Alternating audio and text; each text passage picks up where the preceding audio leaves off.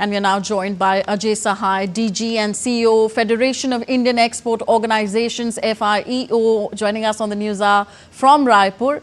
Thank you very much, sir, for joining us on the program. So India has banned all imports, direct or indirect, from Pakistan. How big a blow will this be for Pakistan's struggling export sector and its economy, and in what ways? You have rightly said Pakistan economy is also already facing some challenge, and now with this stoppage of trade between India and Pakistan, and looking into that, some of the product which India is supplying to Pakistan is critical, not only to the consumer but also to the industry. Out of the roughly $500 million which we have exported to Pakistan in last fiscal, the two items of interest would be pharmaceuticals and organic chemical. Pharmaceutical, because probably India is the most competitive country in the world when it comes to the drugs and pharmaceuticals, and also organic chemical, as we are one of the major producer.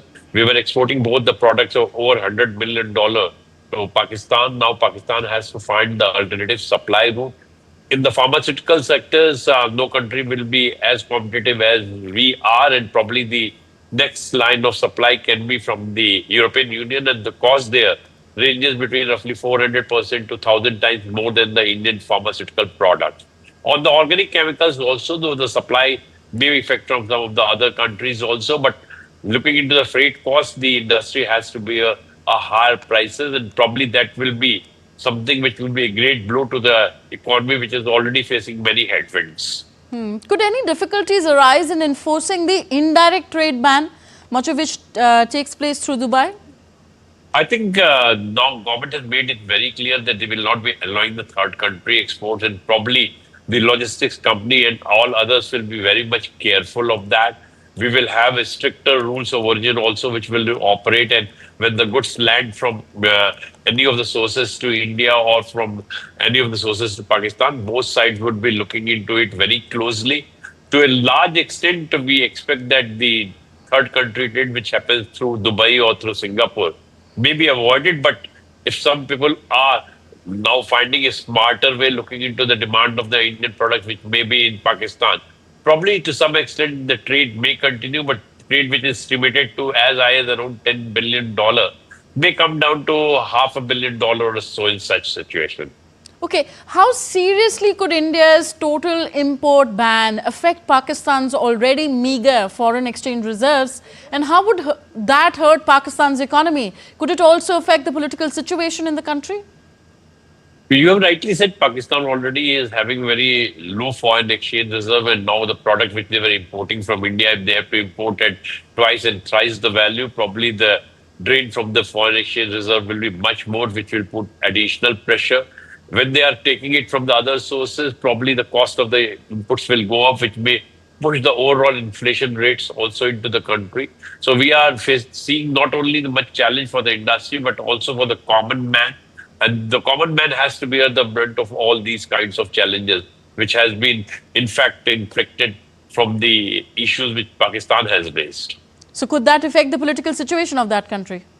Absolutely. I think the Pakistan people will realize that army has unnecessarily dragged the country into a warlike situation, and probably they have to pay a very heavy price for that. We are not only talking about the trade, we are talking about other issues also. The air spaces of both the countries have been closed for each other. We are seeing that the Indian flag vessel and Pakistan flag vessel will not be allowed. Pakistan flag vessel, which were going to Singapore, now they have to go through a longer route. If there is any exigency, probably they would not be able to call on the Indian port.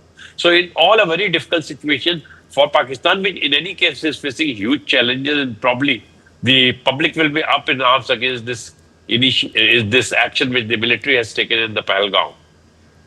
Okay, India has also decided to suspend all categories of inbound mail and parcels from Pakistan through air and surface routes. Considering this and the several other measures that you just spoke about that India has taken against Pakistan, such as suspending the Indus Water Treaty and other diplomatic measures, would it be fair to say that India is very strongly asserting that normal ties cannot be maintained in a situation where Pakistan remains an exporter of terrorism?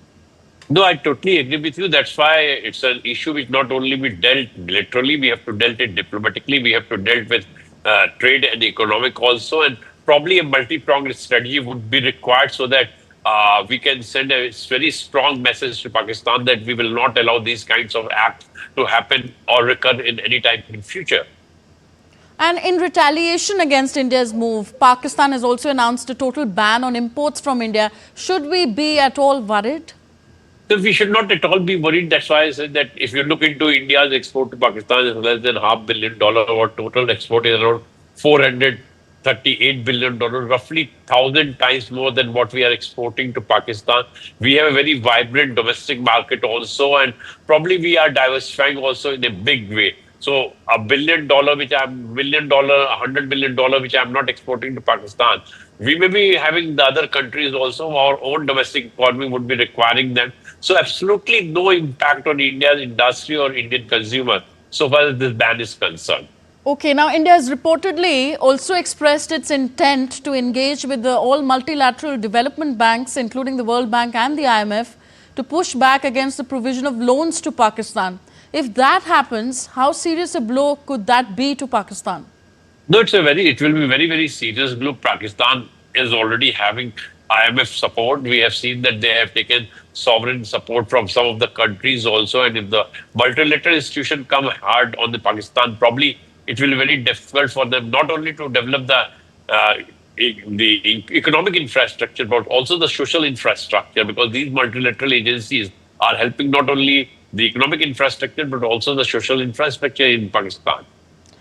There are also some reports that say that India is working to bring Pakistan back onto the grey list of the Financial Action Task Force, FATF, the global watchdog on money laundering and terror financing. Again, if that does happen, how will it impact Pakistan, sir?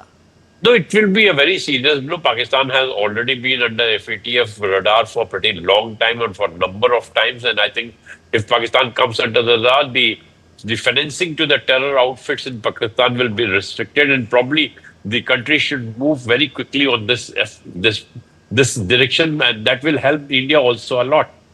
Thank you very much, Ajay Sahai, DG and CEO of FAO, for joining us on DD India News Hour and shedding light on this subject.